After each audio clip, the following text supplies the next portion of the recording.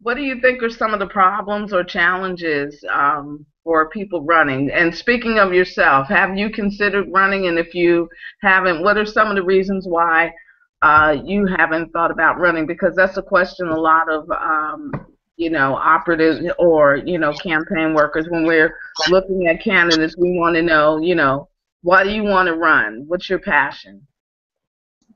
I want to kick it over to Lucy, since she kind of has a shorter window with us. Okay, I wasn't sure if it's kind of my computer keeps getting muted and unmuted, and so I'm not entirely sure if I'm supposed to be physically unmuting or what.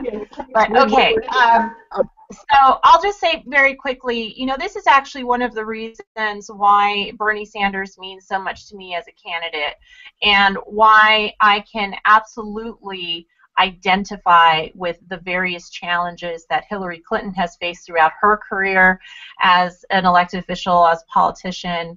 Being a woman in politics is incredibly difficult. You are judged by almost inhuman standards, and you are expected to be 1,000 times better, particularly if you're a woman of color, than your male counterpart. And so the challenges are very real.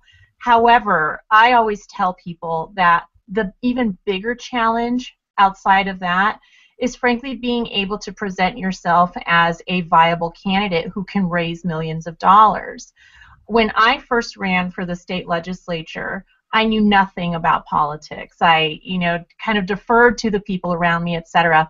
And the very first thing that I was told was that I was going to have to spend the majority of my time fundraising.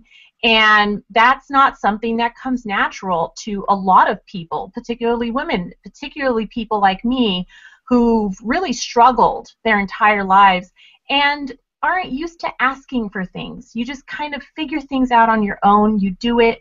You don't ask for help. You just get it done. And then to be in a position where now you're having to spend almost the majority of your time, rather than learning issues and actually talking with voters, you're spending the majority of your time asking people for money. And it's very unnatural. So, of course, having successfully done that and being elected to the legislature, now running for Congress, I've already raised several $100,000. And yet in today's dollars, in terms of campaigns, most political commentators will tell you that that's a little bit of money. And so, it really is this perpetuated problem where now, unless you can raise literally millions of dollars, and if you don't automatically do that, then you're considered the underdog. It's really disappointing, and it's a huge challenge for women who want to run for office and be successful.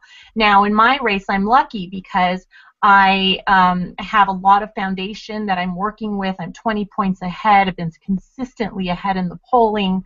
I have enough money to run a competitive race, still being outraised because I am running against a multimillionaire who has already put $150,000 of her own money.